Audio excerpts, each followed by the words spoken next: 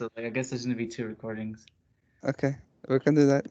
All right, y'all. Well, again, thanks for coming. This is the Philosophy Club, Dallas College Philosophy Club. We've got a really fun topic today. I'm very excited about it. The relationship between the mind and the body. Is the mind the same thing as the brain? Where does this ancient notion called the soul, where does that play into things? All things we can consider. Again, it's a really metaphysical topic as well as epistemological. Having said that, though, I want to make a few plugs here for the Philosophy Club. We've got some events coming up. Very active club, as you all know by now. So on Wednesday, October 14th, we'll have the very first installment in the Philosophy and Film series. Film. PHILM film series. That's going to be Wednesday, October 14th. Let me get through this. Wednesday, October 14th. Film EBD. There's been some disagreement among the officers, among the ranks, about the kind of film we should show. Some of us, have the opinion that it should be a nice, refined, cinematic masterpiece. Others not so much. So we'll see what happens. But again, we're taking suggestions. If you'd like, feel free to include them in the chat. I will mention this. We're trying to get our films from Canopy, which is an app you get through the Library of Dallas College, KANOPY. They've got a number of copyright-free films on there. Again, I don't know if y'all are aware of this, but it costs about $200 to screen a film.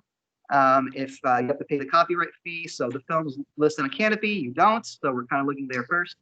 But any student can go there. So give Canopy a whirl. See if there's anything on there that you would like to watch. The time for that will probably be late afternoon, early evening. Again, we'll keep you posted. But Wednesday, October 14th, Philosophy and Film. Fantastic. Tuesday, October 27th, we're going to have our typical meeting, but the topic is going to be something related to the environment or sustainability. So we're going to collaborate potentially with the Green Team, which is another very vibrant club on campus. We've had preliminary discussions about that. Now, again, if some of y'all were here in the spring, you remember we did a collaboration with Park. Pride at Richland College, where Park kind of came in and they sort of led us through a typical Park meeting in a way that integrated philosophy.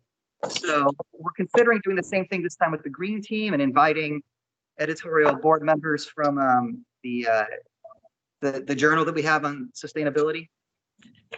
So there's that. That's gonna be the 24th. So special Philosophy Club meeting on the 24th of October. Actually, it's not the 24th, the 27th. On the 24th of November. Big announcement, folks. Pay attention. We will have the Dallas College Philosophy Undergraduate Student Conference.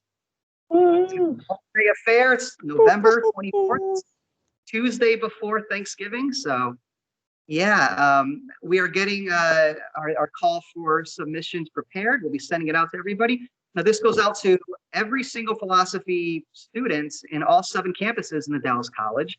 And it's also going to go out to other philosophy departments and their students around the Metroplex. So we're going to extend invitations to students at the University of North Texas at Dallas, University of North Texas at Denton, UT Arlington, UT Dallas, Austin College, and then, of course, Southern Methodist University. So, yeah, it should be good. We'll be looking for, various kinds of submissions, anything from the more sort of academic, scholarly essay PowerPoint presentation to things of a more creative nature, musical performances, poetry, illustrations, animation videos. So again, there'll be more details to come, but mark that on your calendar, folks. So again, Yes. October 14th, film series, October 27th, special collaboration with the Green Team, November 24th, that's going to be the conference. And then, of course, on October 20th, we're doing something special with the Student Government Association that maybe Fernando could say more about.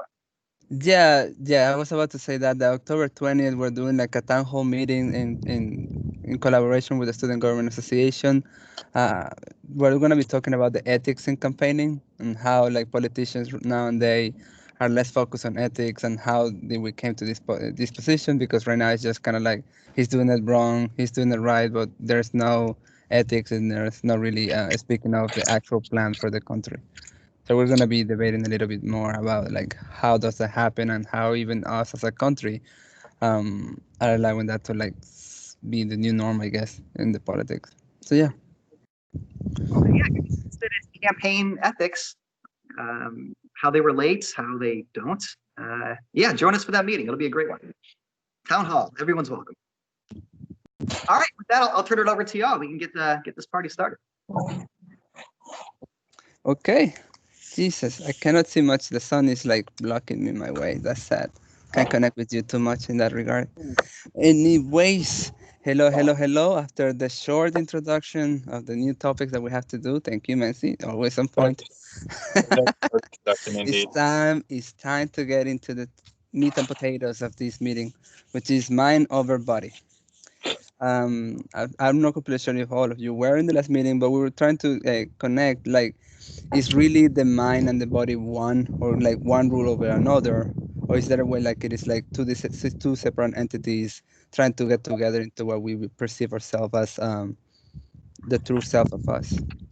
So if any of you have already some kind of thoughts on it, feel free to Yes. start the conversation. But before we start, remember that we have a chat box. So in order to be able to follow the order who's going to be speaking, just type as exclamation mark, and that way we can follow. We can queue. follow. Yeah, there you go. I just want to say something really quickly off of what you said. You know, is the mind and the body don't it comes from the body. The body gives it gives life to the experience of the mind. You know, the senses connecting to the body, the experience of being an individual in the body gives life to this mind, this thing that like exists like between you and like inside of you, but not really or whatever. And damn it. All right, I can't do any more. Someone. I thought I was doing something, but I wasn't. Oh, okay. Maybe your body is failing you right now. Mine's exploded. Yeah. No, but the way I'm looking at this is this follow way. Like there is this conception that whether like I guess the common sense is like fake until you make it. Like there is some way that you can with your body change the way your mind is. So I I understand that it is both are connected, but at the same time, like sometimes like there are some instinctual like responses from our mind that we can't control. Like we were talking also about the placebo. Like we fake the mind even though we know it could be something that it doesn't work. We can fake the mind to do something that we thought it was not possible. So there are ways to adjust this by doing like purpose actions. And I'm not looking at the chat, so I may be missing somebody who wants to speak. My computer is being I've so got a slow cue. today. You should Yes? first. Who is? Okay, you should go ahead. Let me try to make this work. Hey, thanks for the lovely intro, guys. And picking up right where Marcus left off, we can agree or kind of ponder about the fact that we refer to an organ that's up in our skull, and we often kind of use the terms as synonyms, first being mind and the second being the brain. But when it comes to the usage or the physicality of it, we often stick to certain terms. Like when we don't want to bother someone, we say, don't mind it, or don't mind me interrupting. Why don't we say, don't brain me interrupting, or something like that?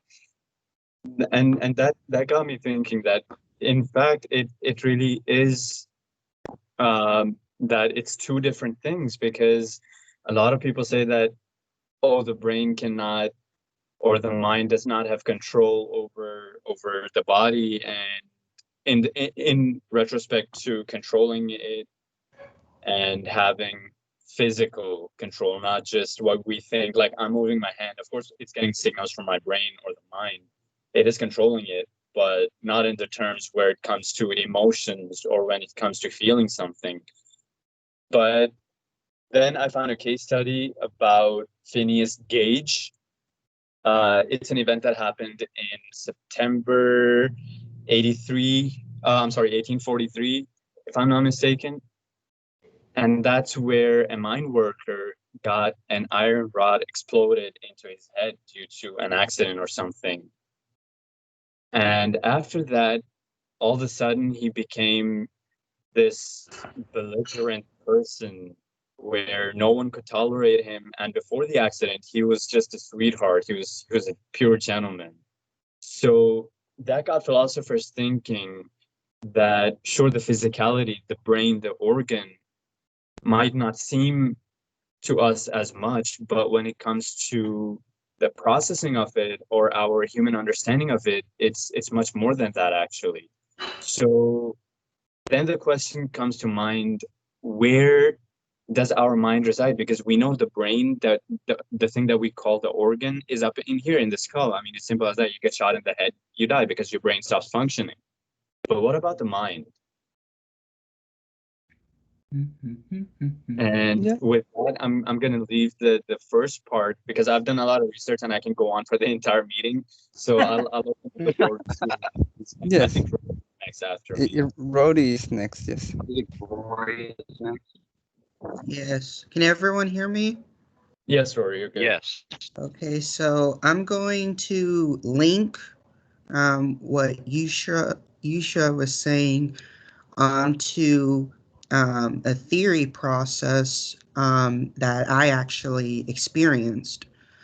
A few years ago, I used to go to Children's Medical Center for their pain management department, and I used to see a pain psychology specialist.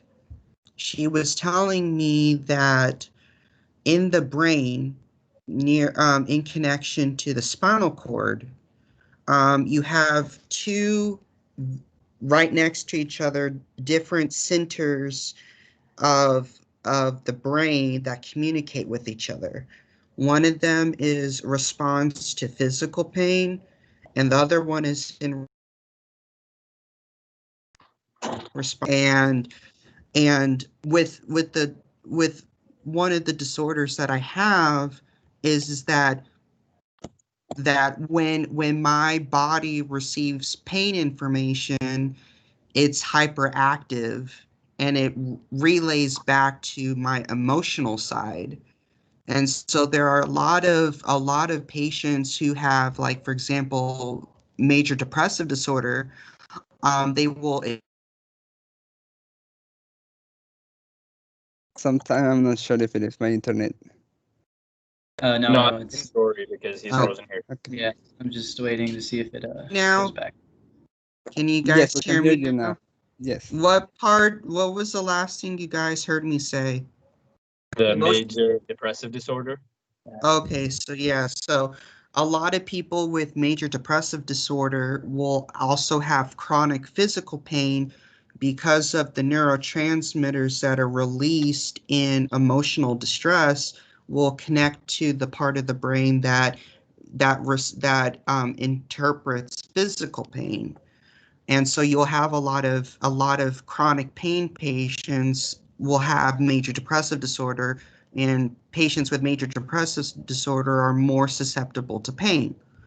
And so with that, I would like to, well, the psychologist I was seeing at the time was teaching me ways how to regulate my nerve impulses through biofeedback in order to regulate both my physical pain and the emotional distress that I was experiencing. And so now the question with the mind and the body is that I don't know if any of you guys had heard of this, but have you ever heard of a situation to where somebody would get a transplant, and then all of a sudden that person that got the transplant from somebody who died will have these like urges to do certain things, like somebody would have an urge to constantly run, and they've never ran in marathons before, and then they found out that that person who got the transplant used to be a marathon runner, get processed from other organs? Does the mind reside biochemically with just the brain, or is it that there's like some type of, I guess you could say, primordial form of the mind within the DNA of all organs in the body? It's a great question. We actually discussed about it I love that in the because previous meeting. I Uh, like that because it's like what's going on? Who's talking? Oh, I was I was just- muted. I was muted. I was killing it, and I was just muted. Anyways, I think it's Mukandi well, the point is that it's Orlando a Marcus. it is Can a we- very important point. I'm not but sure what's going on here. Mukandi, just They're go to muted. Mukandi. I'm sorry, guys. I don't know what's going on. Yeah, there you go. Yes. Go ahead, the floor is yours. Okay, so when I think about this topic, my mind immediately goes to athletes. And it's interesting that Rory mentioned like a brain transplant. And the person who the brain is coming from was an athlete, and then there's certain urges to, be that way. And that's what I think of when I think of this topic. But athletes and visualization, I saw, I don't know what it was, like a documentary or something, where they were saying when athletes visualize a race, the same neurons fire in their body, but it's visualization. So, I mean, there has to be a connection between the mind and the body. I also think about Tibetan monks using meditation to raise body temperature. Right. So again, there has to be some kind of connection there. And I mean, when we speak about the mind, we tend to think that it relates to stuff like logic, processing information, and then whereas when we, or at least when I've thought about the soul, I've always thought it to be the place where you process emotions. So I guess I'm trying to figure out like what's the relationship between the two, the mind and the soul. Is one primarily a place where all things emotional happen, and then one place primarily where logic and information, kind of gets sorted out. And fun fact, I'm trying to start running, right? So sometimes I look for people to rev me up before I go for a run, so I keep going. And I don't know if you guys know David Goggins. So I spent like an hour listening to David Goggins the night before. And I tell you guys, like the next morning, my run was better than it's ever been before, because it was like, I kept hearing David Goggins saying, "Don't be a punk." And it's like my body responded to that. So I don't know. I think there's definitely a relationship there. Interesting. I kind of want to go directly from what she said. I think it's a perfect segue to what I was going to say here. I feel like we're getting a lot into like maybe reactions and physicality, but I feel like we need to take it back here. There's two kinds of idea when it comes to the body and the mind. And it's like materialism and then what's called phenomenalism. Is like either we live in a world where essentially everything is physical, where all of our conceptions of emotions of the mind, essentially everything that we feel is just a physical reaction. And that's kind of like the materialistic point of view. But then there's a phenomenal point of view of saying, well, in reality, everything that's physical is more of a conception of the mind. And so like that's where I ask a question, which one do you find to be more truth? Do you find truth in the physical nature that our senses are who we are? Or do you find that we have an innate sense, or rather the internal is the truth? There's a variety of those things. And it seems like everybody here is kind of agreeing to some extent that it's the material nature that kind of makes us. But I think it's interesting how we say things like, oh, well, like the mind has this effect on us. It can make us do things we never thought before. And it reminds me a lot of like Eastern philosophy and Buddhism and like Taoism, basically how they say that when you're acting in a sense, you're flowing through nature. It's not that like the best way to act is not an act of thinking, but an act of reaction. That's something that's within you. Essentially, you're just flowing through life rather than acting through life. And that's what it made me think of when you say you're running, because I run a lot too. and I often listen to music, and I'll put on a song that kind of just pumps me up. And next thing you know, I'm blazing, and I'm no longer feeling the physicality behind me. I just feel like it's just effortless. Like there's no strain on my body. It's just not instinctual, but it's just flowing. I guess is the best way I can put it. And that's kind of how I see it. But I'll let the next person go. Which is Marcus. all all well said, everyone. I'm loving this. I want to go to like the line between where does the body stop and where does the mind begin, or where could the mind begin from any sort of body? This is my first thing I want to say. So, look, I believe personally that to call it a mind, okay, you first have to be able to say within it, I am. Okay, you have to be able to tell yourself that you are something and say, I am something. Okay, because otherwise, are you a mind or you're just doing things? Okay, like that dog right there. Does it say to itself like, I am? Does it have any sort of mind, or is it just wagging its tail because it's seeing something? It's stimulated. It hasn't reached a point of physicality in the body where all this harmonious interaction between senses and mind or brain, okay, the body is in a perfect position to allow a mind to come to be. In a sense, that also means a soul, okay, but I want to differentiate between a soul and a mind. To me, the soul is like the life, okay? It's like the essence of life in it. It's the breath that's, breathed into us at birth or whatever you want to call it. And the mind is the conception of itself within this physical thing that we're in. And then when we die, the mind that we experience, okay, like I'm experiencing physically right now, I can say that's a leaf right there in my mind. That's a good leaf. That's a shitty leaf. All these things. When I die, I can't say that anymore. I can't think that. It's the ultimate sleep, okay? There's nothing. But is there an essence, from the body that retreats away from life at the approach of death, okay, which is the soul? Getting a little Socrates here, he talks about heat and cold is never completely diminished. It only disappears or withdraws itself at the advance of the other, okay? The same with the odd and the even. The even doesn't, cease to exist when added one to become an odd. It's simply withdrawn. Okay, the same thing with hot and cold. The same thing with life and death. At the approach of death, is there still life?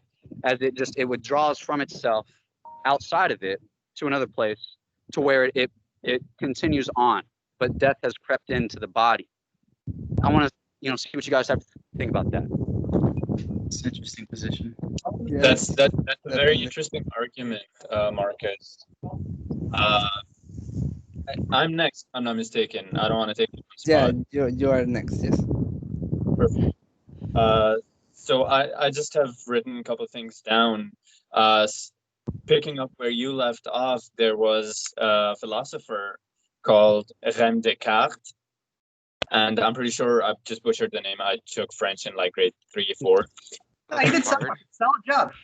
But he said on the same topic of the mind and body, he said, I think, therefore I am, which means each and every living, breathing organism that is capable of thinking and making a decision, even the dog, like, for example, Marcus, they think and they are. I mean, it goes so well hand in hand that the world around us is made up of both physical and mental stuff.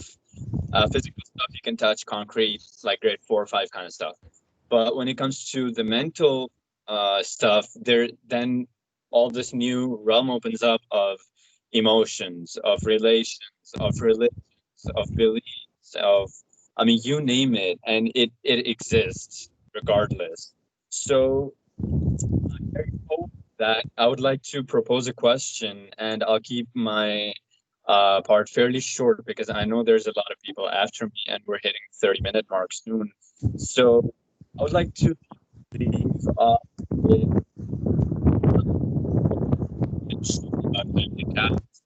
where he said, I think, therefore I am.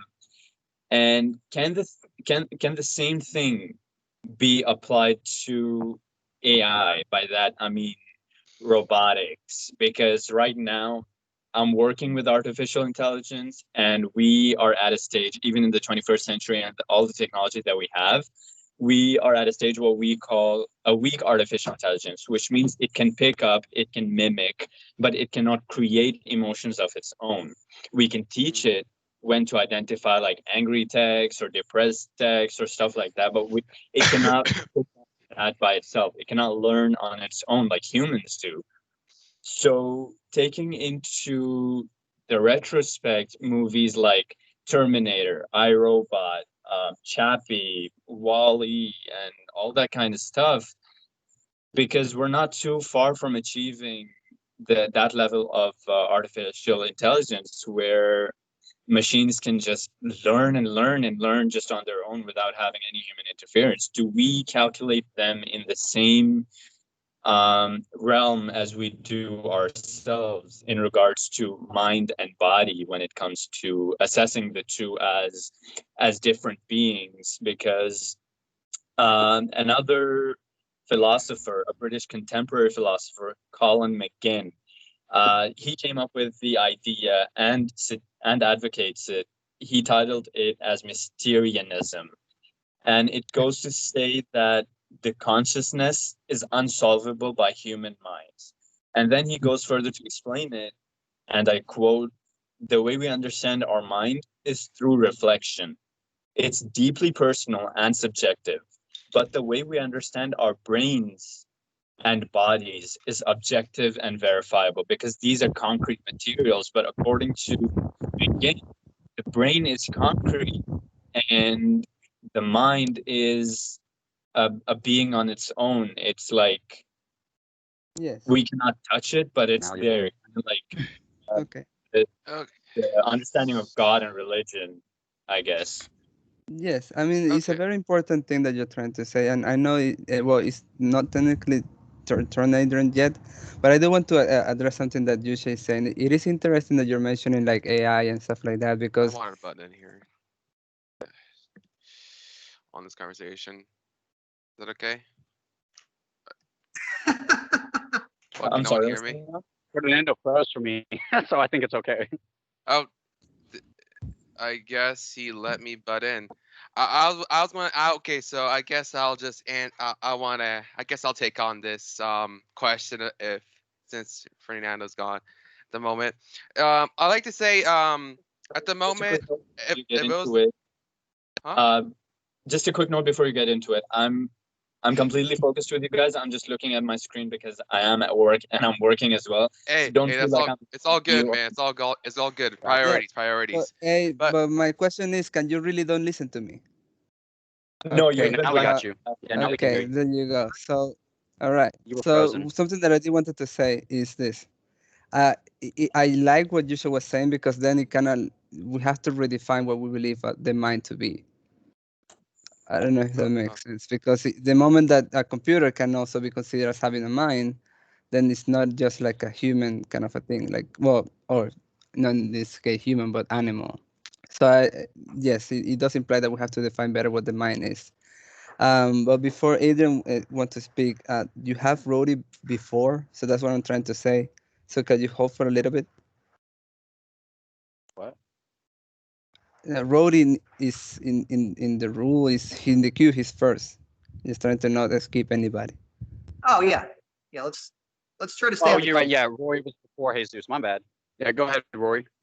Okay. Can someone read out what Jennifer wrote down, please? I know it's Rory next, but since Jennifer cannot speak, I'm guessing she put it in the chat. She said, technically, Oh. people mistakenly believe that your brain makes all decisions in the body, and that is untrue. Your spinal cord can make decisions for you. For instance, if you touch a hot stove, that signal doesn't even make it to your brain. Your spinal cord makes you yank your hand back, which is well said. Like the CNS and the PNS, the central nervous system and the peripheral nervous Cranial system. or something like that. Cranial, I could be wrong. I don't know. So I don't know. Rory, the floor is yours. Okay, so can everyone hear me? Yes. Yes. Okay, so I don't know if we'll have enough time, so I'm going to share this link to everybody. Um, It's about a 5-minute video on the philosophical thought experiment Mary's Room. And I will read the description by Ted Ed. Ted Ed says, imagine a neuroscientist who has only ever seen black and white things, but she is an expert in color vision and knows everything about its physics and biology. If one day she sees color, does she learn anything new? Is there anything about perceiving color that wasn't captured in her knowledge? Eleanor Nelson explains what this thought experience can teach us about experiences. And so I was thinking that in our discussion between the biological and the physical versus our, I guess you could say, immaterial thought processes, what are this how if you experience something that you can't, because I did watch the video shows that her screen had a malfunction and then it showed color magically. And so the thought experiment goes.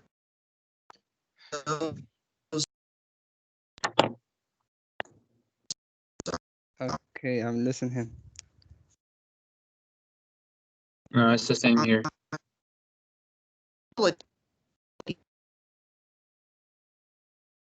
Okay. I think Adrian At a later time. That was sorry. Okay, so I'll be going now. Okay. So just to make it clear, the philosopher that Rory was referring to, he's a contemporary Australian philosopher. His name is Frank Jackson, and the experiment he conducted was the thought experiment of Mary. If anyone wants to read up on it.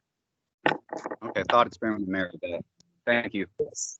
So I just wanted to I just wanted to answer this question about you asking what Yusha was saying, like can like I guess AI think or be like have this idea of I am, and everything you brought into the context or like onto I guess into perspective. I remember actually talking about this like what was this like a previous meeting, but that was like almost a year ago.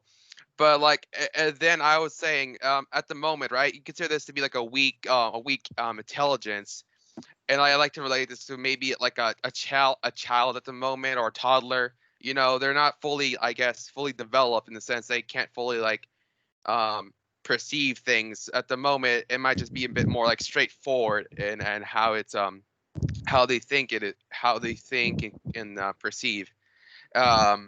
I did say as well, they do with AI, it does have the potential to maybe later on to think for themselves, as in, you know, just to like I guess you could say interpret ideas and such.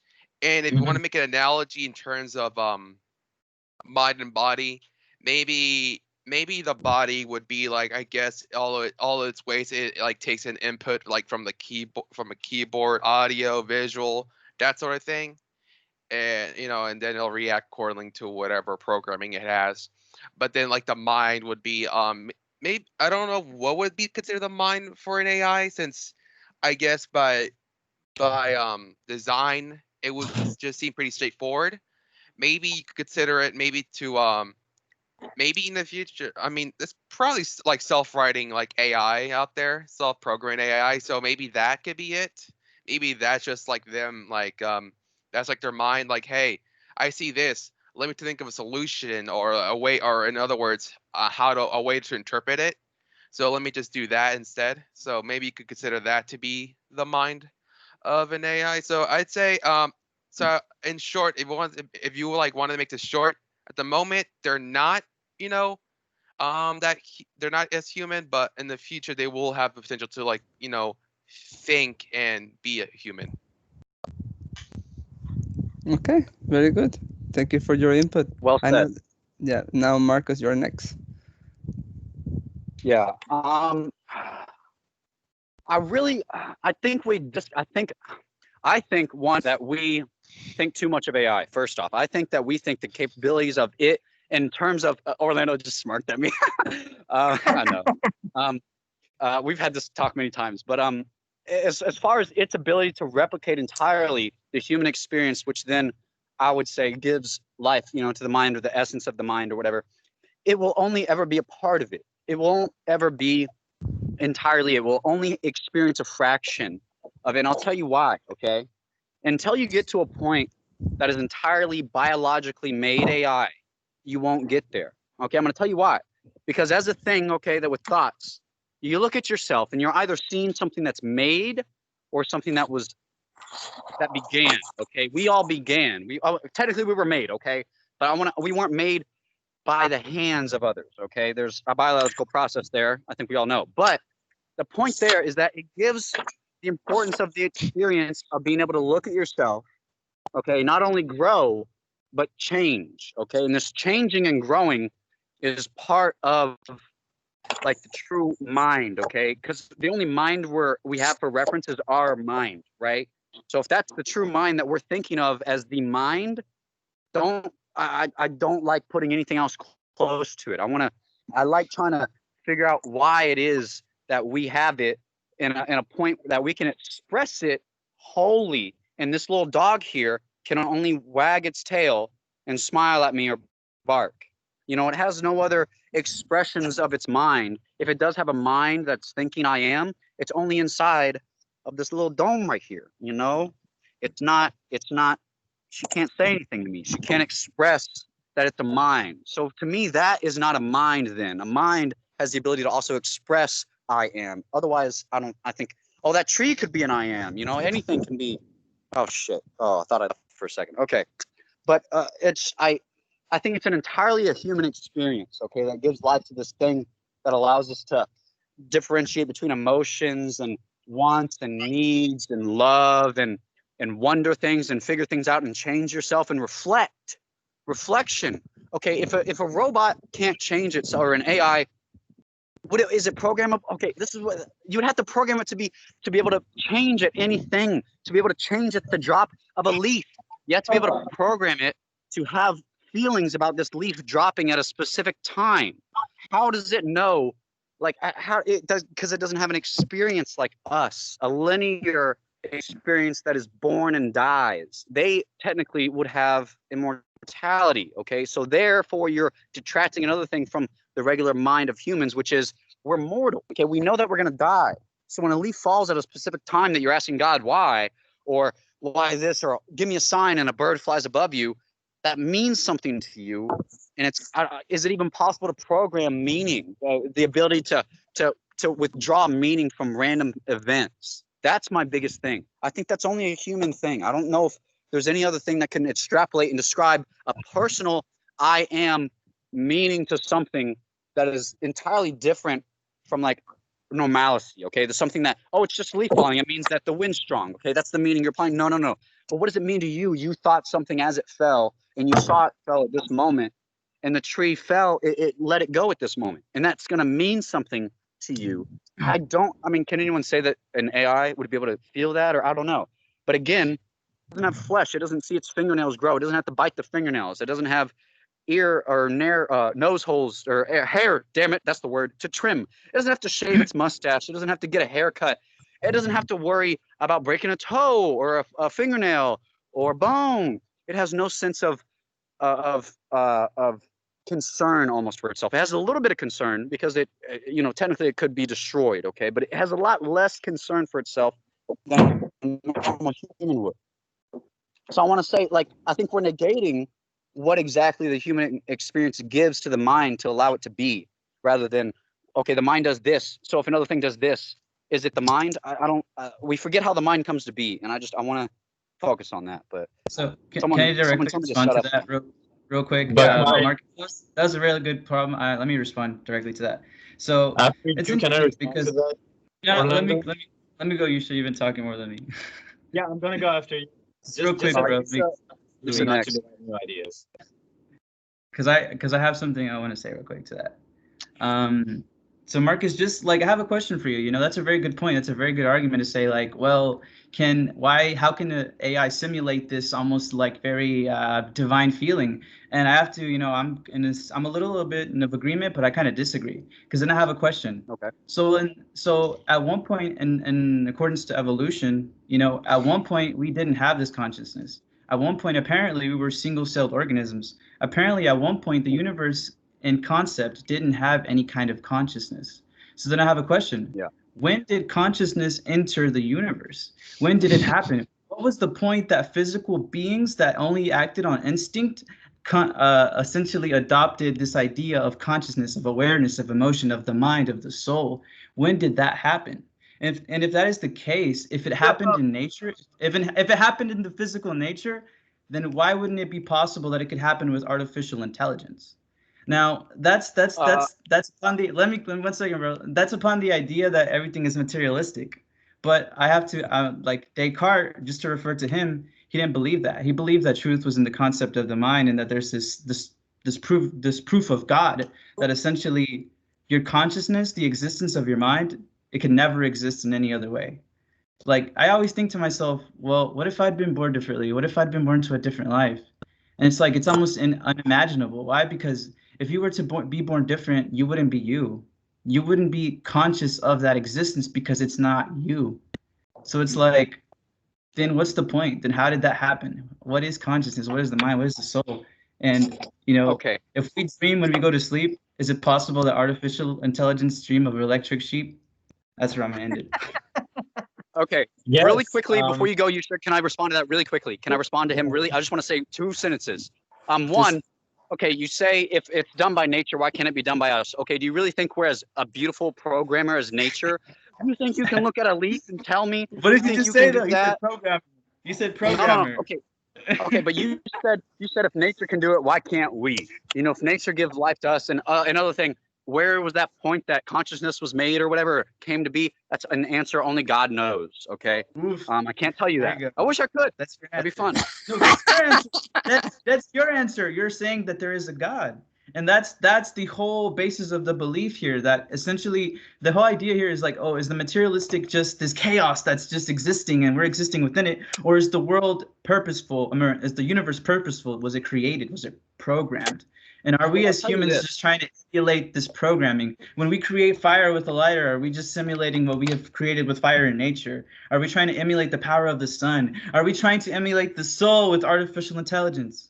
What's going on here? We forget that the Big Bang was an impossibility on itself. Okay, the Big Bang, the creation of the universe, was an impossibility on itself. Okay, so for an impossible event to have started us all, I think no one can negate there being a God just off of. I mean, you're free to believe what you want, but that's my opinion. I think none of us know to begin with, so you can't say for certain either way. But you don't have faith in not believing. That's just not believing. Faith in having it there is different than just not believing in anything. I'm sorry. Go, Yusha. All right. I'm No, sorry, that's- guys. I'm sorry, Kusha. Go, No, you that was a should good go. You should conversation. go. That was great. Wasn't it Mansi the next I- one? I- Or did I miss something? Yusha was going to respond, and then Manzi Give was me a going to. moment. Let me Oh, respond. okay. No, I didn't know. My internet loose for a second, so I missed that part. I'm sorry. Sorry, guys.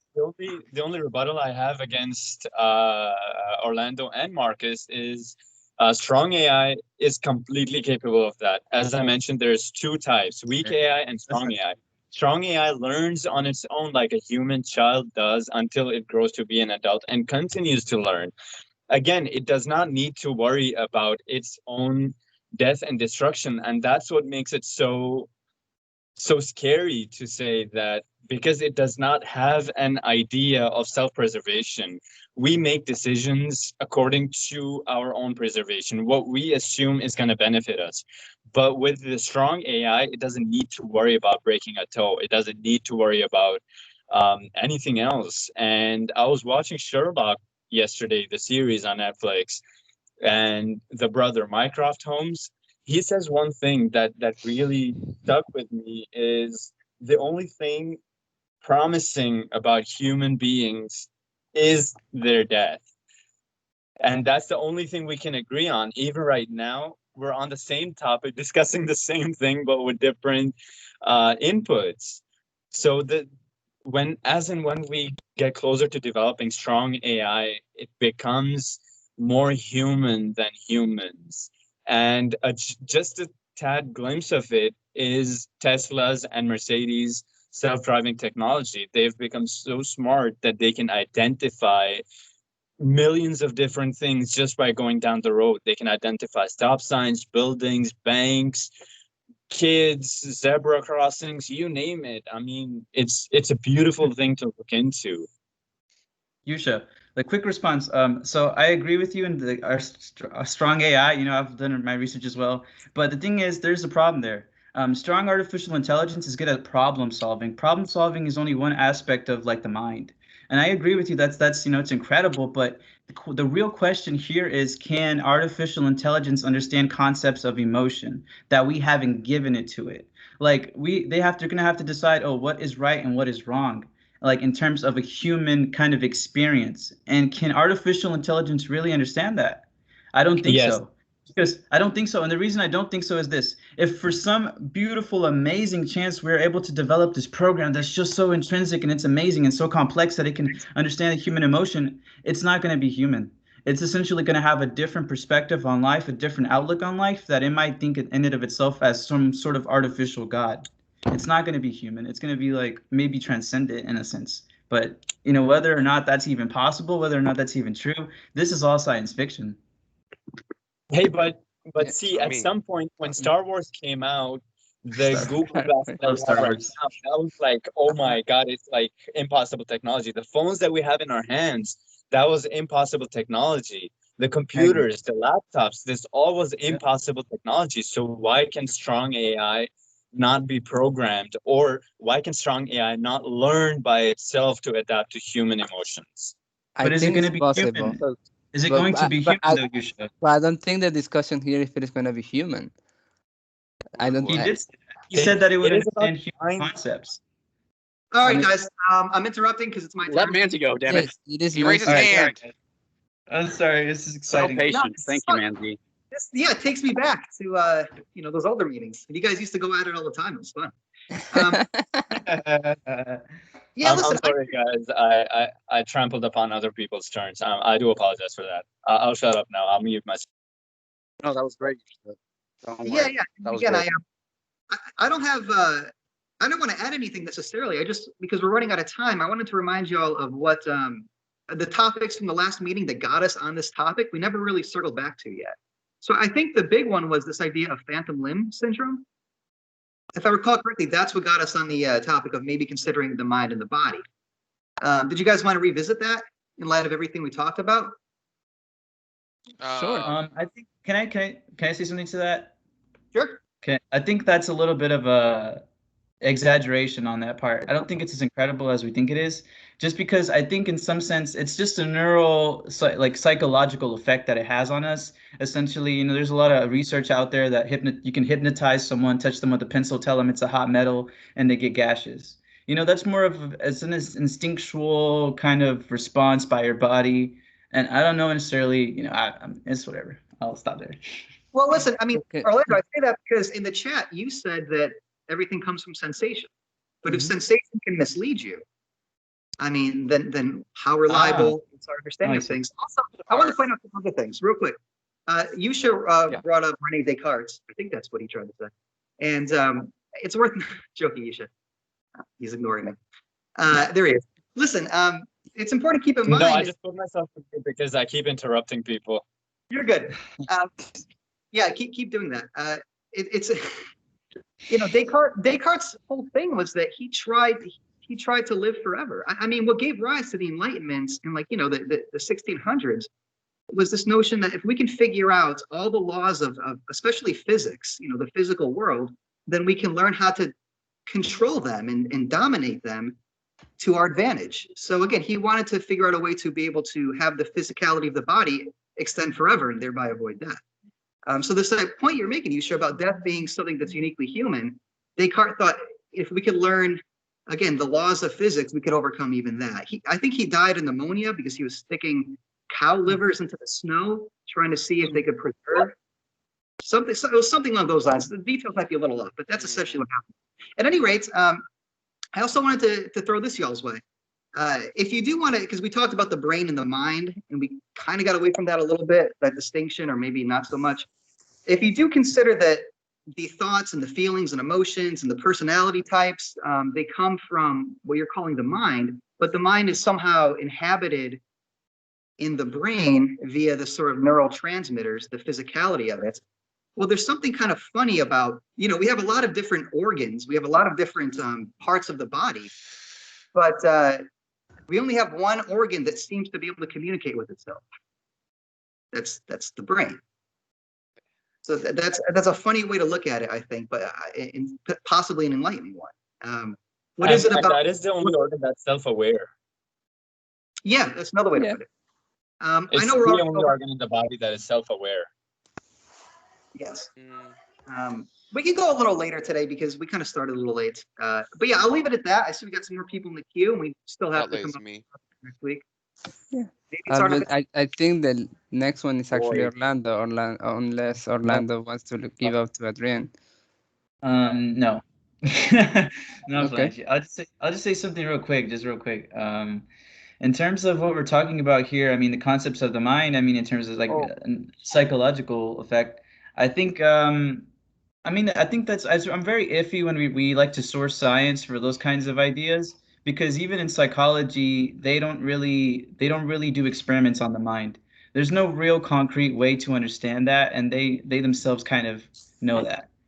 So I think we're still in a very elementary stage in terms of like research on the brain development and the mind and how it affects our body. So to make any statements about that, I don't know, it's a bit much to me, but I'll stop there. Okay. Go ahead, Adrian. Really, I believe Maria was actually next. I didn't see her before. Maria. Way back. But I hit the exclamation part like 2 minutes before her. Yeah, it's Adrian. Oh, wait. We had already gone through that. No, we Maria. already went through that. We just hadn't gone to her. We went all the way to. No. No. Was that another one that went? No. Yusha and Orlando just like jumped over like Manzi and stuff. That's why he went so early. So Yeah. okay. So let's let that lovely Adrian talk right now. And here he goes. So basically, right? I want to I guess say some stuff, I guess, in regards to what you said about like I guess AI being immortal, or I guess or some other ideas, like I guess saying that maybe AI is something that you just can't mislead. It can't have mistakes. I feel like first in regards to I feel like it's kind of like some kind of like fatalistic or like not, or I don't know how you could describe it, kind of idea when it comes to the mortality of AI. But I feel like anything has potential to die over, no matter what it could be, even if it is, I guess, abstract in a sense. I mean, about just because I feel like I know I want to say this because it just sounds stupid. Because all it just sounds like, oh yeah, let's just chuck it at heat death.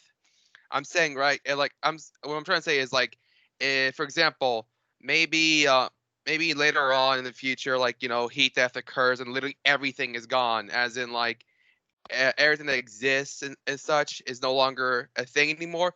Thus, the components, the AI works, no longer is a thing. That's kind of the only thing I want to say in regards to the immortality. Sorry about that point. But the point I want to say as well for the I guess AI making mistakes.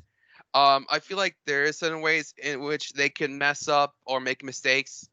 The more obvious one would be like through human input, as in like them given the wrong input. Maybe you gave them a wrong message. Maybe instead of like, and maybe you can also maybe like bring this AI up to see the world in a wrong way. For example, maybe through like video inputs. For example, instead of it like giving them a normal lens to see through in the world and like perceive everything, maybe you give them like a fisheye lens, and so thus when they see something, it's completely different to what what people would see and such.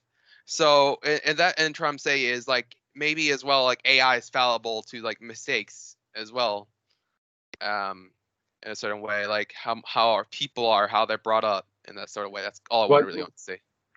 Yeah. What? Jesus, what you're referring to is still weak AI, because as long as there's a human input, it will always be a weak AI. The strong AI does not need human input, and to understand this difference, I would highly suggest people to watch Chappie. That's Hugh Jackman and that guy from Slumdog Millionaire. I don't remember his name. That's a pretty close explanation of how it is, and where you mentioned where people could teach AI the wrong thing, and that's completely true. People do that, but this is where the strong AI part comes in. It has to rationalize which of it is good, as is portrayed in the movie Chappie. This robot was brought into consciousness amongst gangsters and all that kind of bad stuff.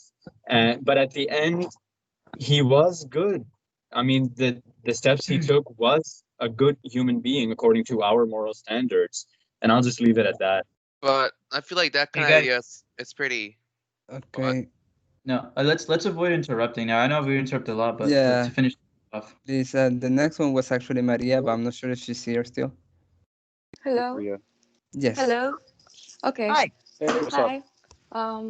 Well, a lot have been said since I put my exclamation mark, so I'm not sure Yeah. if I I understand. contribute or not. No, I'm sorry. You're always contributing. Yeah. So actually, I would like to raise a question. I remember that whenever you mentioned, I think it was Mark. He mentioned about like emotions and like that being a requirement for someone to be considered to have as a mind and a consciousness. There's people who actually has like psychological problems and they cannot fully comprehend emotions. So how is that kind of person or is that individual considered actually a person who has a complete mind and a complete consciousness, or is someone who is considered that is lacking actually? Uh, uh, so going on, anything that damages the human from its natural state would just be. I mean, it's like any. They're not. I don't want to say. But you're not degrading anyone who has like. So say a blind person. Okay, are they any less of a human because they can't see? It, no, not really. But it's like just missing part of the experience, which makes then the. So if they're not experiencing it as the majority are or as the normalcy are. I don't even want to say normalcy because it's like belief means this guy to this guy, but it's like, oh, it means differently. It's there are different human beings, yes, with either Alzheimer's, autism, Okay. any sort of ailment that affects the functioning of the brain or memory or emotions, anything like that. I don't really know how to argue, like say, because obviously they're still a human, because obviously they're but saying that because they're lacking that part, like AI would be or whatever, are they not a human like AI would be? Is a Okay. good question, but I want to say no, just because obviously they're still a human, and the AI already lacks all humanity in them to begin with. So anything that they were lacking would just be on top of that lacking, but anything a human would be lacking would just be on top of their already established humanity. You know what I mean? Well, Because they're human to begin with. well, if you consider that, and if you consider the concept of personhood, that also relates to this discussion, being a person doesn't mean that you are human. You can be a person without being biologically a human, as well as AI can be considered a person because you can program it, you can teach him to follow certain moral rules. So But maybe does that make it a person? not So like, completely, but so to a piece of certain metal that point, can think is a person? to certain point, yes. Mhm. Legally, some AI are considered a person already. I mean, maybe those, Oh, those like transplants that are for just full of metal. Then your body's more metal Silicon, than if him. you will. like Sophia, we're talking about Sophia the robot here, the AI that's literally like shaped like a Oh human type yes, thing. yeah. She's not a person. I won't even go as far as to say she's a person, because a person, it's an entity. It's an I am. And again, even if the AI can say I am, it wasn't. A person is born to me. A person isn't made. Let me say that, okay? It doesn't make sense for because a person to me is inherently human. We don't call anything else. We don't look at a dog and say it's a person, or a tree and say it's a person, or look at a cow and say it's a person, or an orangutan and say it's a. Oh my God, Jeff. We don't look at that dog and say it's a person, but we look at humans because there's inherently human connection to other humans where you're automatically perceiving this thing as a person, as a thing with an I and a will and an if and a way and all these things about it. We look at all these other things and they're not a person to us because of that. So if you look at AI, they're never going to be a person in that sense, but you will always look at a human, no matter what kind of human they will, I'm sorry, no matter what kind of human they are, and still see a person, because that's the human connection that requires us to see someone as a person. If they are one of us, then we're going to perceive them as one of us regardless. Hey, Marcus, can I just ask something? I'll just be a short question. So, we're playing a lot of artificial intelligence. Since we're playing with science fiction, might as well play with it the whole way. So let's say we're amazing. We master like the brain and we understand it so amazingly. And so, would you say that like the development of the mind is what creates a person? So, what if we're able to exactly replicate that and put it in artificial intelligence? And in that sense, it has the exact same kind of functionality as a human. Would that be considered a person? No. Again, a person is something that grows. This is my what's the difference? What's the difference then between that and giving birth? What? What's the difference between making an AI and giving birth? Because when you give birth, no, because when you give birth, the child comes out and the functions aren't there. It's not fully capable of consciousness. It's not fully capable. Let me tell you something else, though. The difference, though, Orlando. It doesn't come out as a fully functional being. It doesn't come out with arms and legs that are a whole wingspan because it's already produced to be a thing. It starts out as something as big as your fist. All right. No AI starts as a little grapefruit in a stomach and then born out of. What if womb, but that's why didn't we do it that way? It doesn't start at 7.9 ounces or pounds or whatever. Okay, it starts at guys. Order in the court. Order. Like, listen, it has been so fun for me just to let you go and stuff, but the time keeps passing and we still have 2 more people to go. Plus, there's been selections. We have to be That's whatever. Time.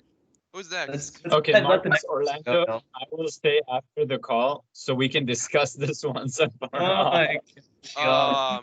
Who's next? Go. Let them go. Yeah. The next one is Adrian, and lastly, Rody, and after that we select a topic. Those who want to stay after the call, you're more than welcome to. We're just going to discuss further detail. Definitely not a shouting match, I assure you. It's a whisper shout. Okay, Adrian, you're next. Okay. So I think I just want to, you know what? I guess if I was to take both inputs from good old Orlando and good old Mark, I would like to say is maybe consider AI like a different I guess I wanted to like I don't want to be technical. I just want to like I guess say in like simple terms and just say it as like a genre of being, because they're not the same thing. You like species wise, like good old what's the one thing called Neanderthals? Yeah, good old things I can't pronounce and good old humans, right? They're not the same thing exactly, but kind of close in a way. So they kind of be like different types of being, right? Like like what like this use good old taxonomy to like differentiate both of them. Saying AI, they might instead of using a brain they use a CPU and they live sustenance on electricity. With humans they need a brain to think and everything, and they need food in order to power themselves. So maybe could that be kind of a way I guess to approach it? While like humans are distinctly biological, AI are distinctly man-made, and maybe in the future, I guess, self-replicating via, I guess, them by themselves. Yeah, I agree with that. If it was sure. Good point. Rody, you're next. Rory, what's up? Hi guys. So first, and foremost, I think we have to be careful on the specificity on what we are understanding the human experience to be. Because and the reason why I say that is that it's hard to be able to define something that we don't we don't completely understand. And like for example, the how to classify a human to being a person. Like there was an example of if somebody's not able to feel emotions, are they considered a person? Have to be careful on how that is arranged, because you could be unintentionally discriminating against somebody that has difficulty explaining their human experience. And that's something that you have to keep in mind. Well, I agree with that, Jennifer. But what I would say as well is, like, for example, I'm autistic, and there are times to where I can't physically or emotionally express my emotions. Does that make it to where I'm not a human when I can't express my emotions? Well, then on the other hand, if somebody has antisocial personality disorder, which is known as a psychopath, if they don't feel emotions, or if they don't understand emotions, does that make them not a person?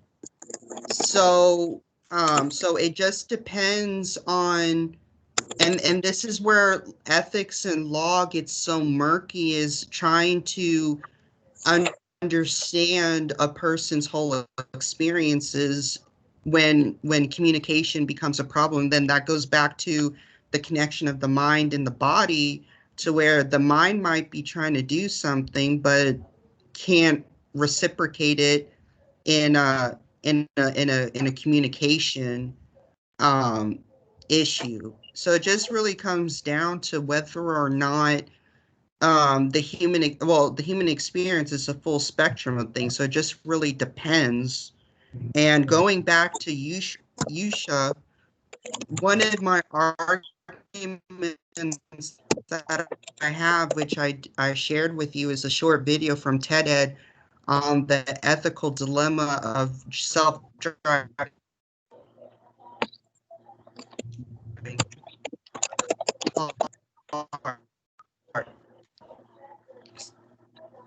Like, for somebody who's driving, um to prevent an accident from happening, they don't rely on algorithms or logic. They use reflexes.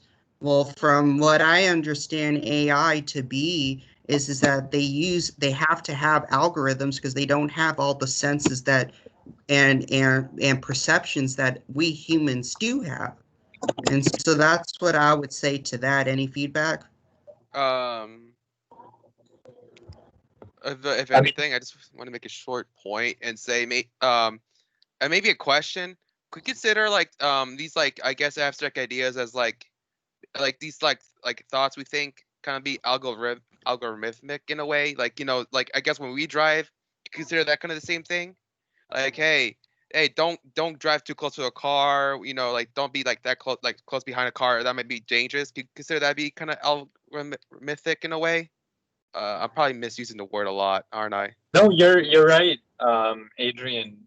And as a feedback to Rory, and bringing back and tying it in a neat bow, Marcus's point, you were talking about the physical nature of the baby being born versus a robot being created with strong AI. Still, the brain as an organ in the human is developed, and in the same thing, the robot, the the circuitry and the wiring, as we're going to refer to as mind, is again developed. Physically, both beings are developed. The thing is that a human child and a robot, quote unquote, child, their mind is not developed. The brain is. They just don't know what to do. Like a baby, it doesn't know how to walk. It's going to start crawl. It's going to just lay on its back. It's going to turn over, eventually start crawling, walking, running, so on and so forth.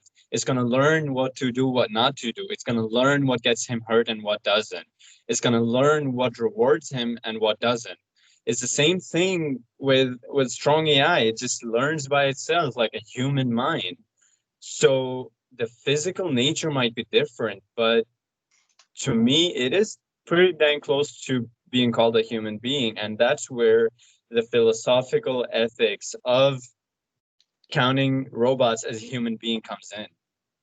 Okay, we're cutting it there, folks. We got about 20 people left here. I think we started with 30. I want to make sure people can vote on this topic, and it's not just us voting against each other. So yeah, no, that was a great way to end it. I think that's a fine point. And yeah, fantastic conversations all the way around. Let's move on to next week's topic for voting. I think some topics that have come up today have included AI, personhood, as well as topics from last week's that didn't get voted on, which you can see in the chat. So yeah, does anybody else have any suggestions, maybe based on what you heard today, or? Hey, Nancy, can I suggest? I don't know if you guys can hear me. I'm driving again, but I think we could do all three of those, like you said: personhood, artificial intelligence, and the soul. Like that could be one whole topic. I agree. That kind of, or we're gonna end up going through all of them either way. So yeah, I like that. I guess you know what, Manzi, can I throw in the one that won't get picked for you? What's that? How about I guess human flaw, I guess you could say, and how I guess and how in certain cases it comes to be, and how I guess that would affect someone's perception or I guess interpretation of things. That's also interesting. I like that. Yeah. Okay. Okay. Good topic. I'm trying to write it out. So yeah, I know we're gonna get to all. Honestly, these are all gonna be touched on no matter what we pick. I feel like any one of them we're gonna be able to hit all of them. So, okay, so human what? Human what do we say that? Human flaw? Human flaws. Human flaw slash and effects of it, if you want to say. Yeah, whatever. Okay, the effects of a human flaw or the flaws of a human. I don't know what are you gonna say. A hubris, if you will. Flaws, just all right. He means character flaws, I think, right? No. As in like, I mean, as in like flaws, as in like, I don't know how you would say, maybe psychological, like color blindness, or that kind of thing. Like that is also like I guess like human more experience? like both physical kind of things and more like mental kind of things. Yeah, that would affect your perception. And how exactly does it affect it, and would it, to what extent? All right. Exactly. Topic. We're hanging all around the same kind of bubble of. I like this. What was the third one again? It's just two. Okay, so just two. Just two. Yeah. The three of them were bubbled together. Okay. So do we just want to throw it out as two? Unless Manzi, you got a backup one. Unless Manzi has the one that's gonna lose. No. Well, I'm trying to look at. I want to look at what was not voted on last time. I want to make sure that everybody gets like a chance for their top. Like I don't want it to be you suggest a topic once, and if we don't vote for it, then it's out. You know what I mean? Yeah. So I'm trying to go back and see what we got last week here in the chat. Does do anybody that. remember off the top of their head? I can do that. Give me a second. Yeah, you can just hit up the old. Yeah, but you're not gonna find it in this chat. You have to go to the team, so I'm doing that right now. Yeah, the 922. Are you doing it, or do you want me to check, Ferdinando? Oh, I'm doing it right now. Yeah. Okay. 1 second.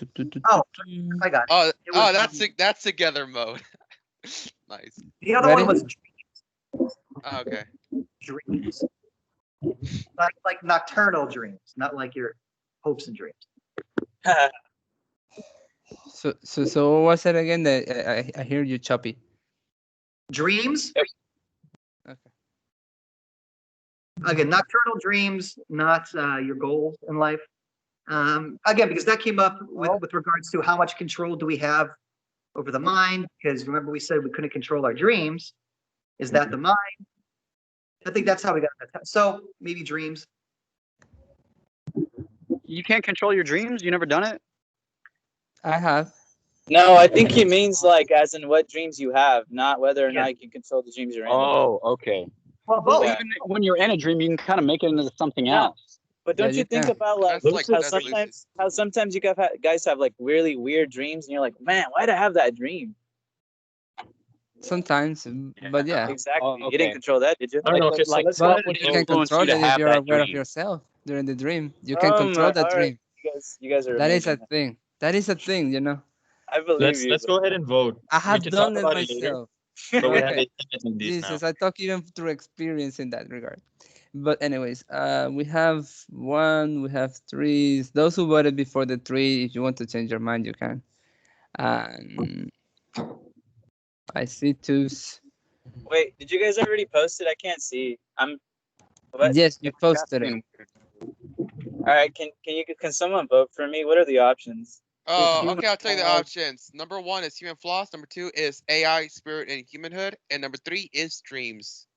Let me wait and see so I could be the tiebreaker so I could cheat. Ah, Ah. You know, I could just you could just DM me. I can just vote for you, man.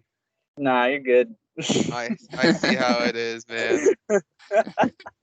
Oh, guys, he said number 1. I assure you. All right, so what's the count so far? I'm trying to get it, but there's like numbers everywhere. Give me a second. 2, 3. 4 1s, Okay, those 2 are out. 5 2s, Mm. and 2 3s. Okay, I'm gonna go with 2. All right, 2 wins. I'm going with 2. Yeah. Yeah. I feel like this was I feel like he has some investment in picking 2. I call foul play. Insider trading. Listen, everybody.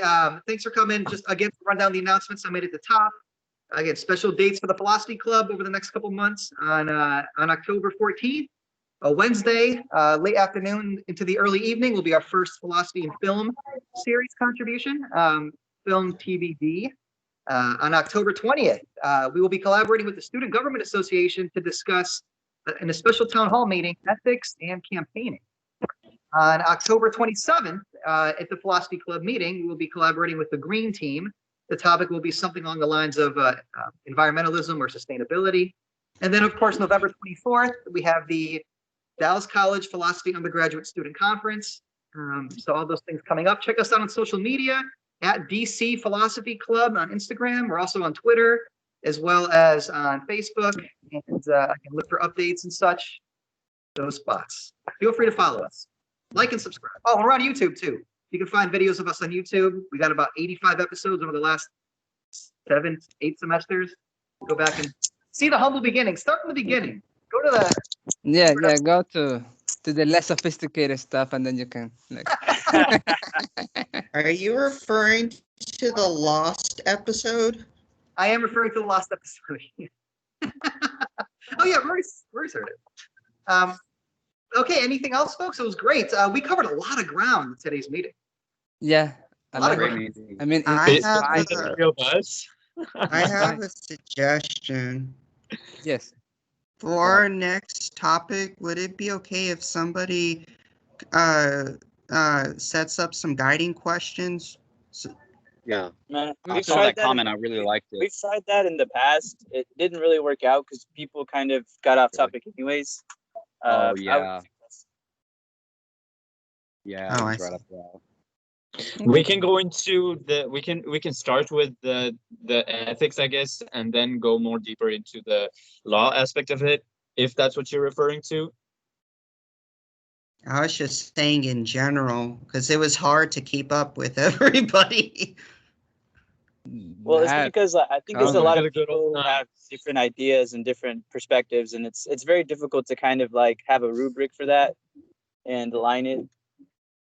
Well, yeah, I think what Rory's saying is kind of what I was saying. We covered a lot of ground, and that could be disorienting. And so next week, if we have like 3 big ideas all packed together into one topic, that might happen again. Yeah, So but you guys have some guiding questions. yeah, Not I that it's think a that's bad a good. But I feel like maybe just because I guess like in general, I guess it's just pretty how you say it, subjective. So there's like no actual right way of going about it. So there's like, and sure you could just say it's like there's like no direction by default, I guess, when you discuss this.